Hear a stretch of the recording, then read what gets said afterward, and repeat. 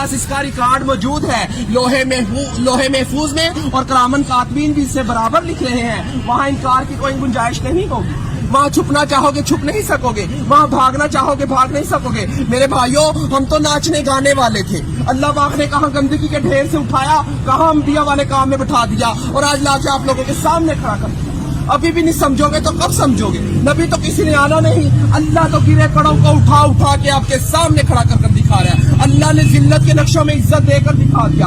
हमें तो जायज नजायज पाकी न पाकी हराम हलाल की पहचान ही नहीं थी। हम लोग तो समंदरों के अंदर थे, आप लोग तो किनारे पे खड़े हो। हम तो अंधेरों में थे, आप लोग तो रोशनी में खड़े हो। हम तो बेअकल थे, आप तो अकल वाले हो। मगर अल्लाह पाक बेअकलों को अकल दे दे के भेज रहा है। अभी भी नहीं समझेंगे तो कब समझेंगे? अल्लाह कहेगा मैंने उल्मा भेजे, दीन के दाई भेजे, मुफ्ती भेजे, कारी भेजे, हत्ता के नाचने गाने वालों को भी हदायत दे के आपके सामने खड़ा कर दिया था, और वो भी यही कह रहे थे लोगों अल्लाह की तरफ आ जाओ। वहाँ कोई उज़र चलने वाला नहीं, अल्लाह दुनिया में सारे उज़र पूरे किए जा रहे हैं। अगर आप लोग दीन का काम मकसद बनाकर नहीं करेंगे तो अल्लाह हम जैसों से दीन का काम लेगा। अल्लाह किसी का मोहताज नहीं है, हम सब अल्लाह के मोहताज है। अबराह के लश्कर को अल्लाह पाक ने परिंदों के जरिए अबाबील के जरिए हलाक किया और बैतुल्लाह शरीफ की हिफाजत फरमाकर दिखाई।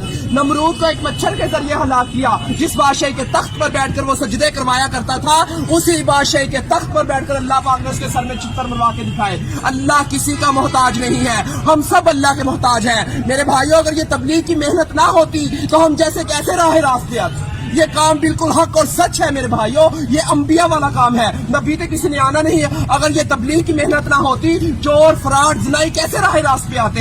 ये वही मेहनत है मेरे भाइयों, इस मेहनत ने हमारे ऊपर करम कर दिया। अल्लाह हमारे बुजुर्ग दीन की हिफाजत फरमाए, जो ये कलमा लेकर हम तक पहुंचे। हम तो अल्लाह के हुक्मों को तोड़ रहे थे, नबी करीम सल्लल्लाहु अलैहि वसल्लम के तरीकों को छोड़ रहे थे। कहाँ से जन्नत के हकदार? जन्नत का हकदार वो है जो अल्लाह के अहकामात और नबी करीम सल्लल्लाहु अलैहि वसल्लम के तरीकों पर जिंदगी गुजारेगा। तो मेरे भाइयों, अब किसी नबी ने नहीं आना, खत्मे नबूवत के सदके ये काम मेरे और आप सब लोगों के जुम्मे है कि हम कलमा गो वाले बन जाए, ला इलाहा इल्लल्लाह मुहम्मद रसूलुल्लाह की दावत देने वाले बन जाए। हर नगरी नगरी, बस्ती बस्ती, गांव गांव, शहर शहर, ऑल टू वर्ल्ड इस कलमे को लेकर जाना मेरे और आप सब लोगों के जुम्मे है। तो मेरे भाइयों, अल्लाह के हरूफ 4, मुहम्मद के हरूफ 4, आसमानी किताबें 4, बड़े फरिश्ते 4, नबी करीम सल्लल्लाहु अलैहि वसल्लम के दोस्त 4, खाना काबा के कोने 4, इमाम 4। इसी वजह से बुजुर्ग कहते हैं पहली फुर्सत में 4 महीने लगाकर इस काम को सीखे और जिंदगी का मकसद बनाकर चले।